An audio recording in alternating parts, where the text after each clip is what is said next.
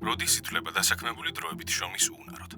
დროებითი შრომის უუნარობა, ანუ ეგრეთ წოდებულ ბიულეტინზე ყოფნა, არის მდგომარეობა, როცა დასაქმებულს გარკვეული დროის განმავლობაში არ შეუძლია მასზე დაკისრებული ვალდებულებების შესრულება. დროებითი შრომის უუნარობის მიზეზი შეიძლება იყოს დაავადება, დასახიჩრება, ოჯახის ავადმყოფი წევრის მოვლა, კარანტინი და სხვა, რის დასადასტურებლად დასაქმებულმა დამსაქმებელს უნდა წარუდგინოს სამედიცინო დაწესებულების კურნალი ექიმის მიერ გაცემული ეგრეთ წოდებული საავადმყოფო ფურცელი.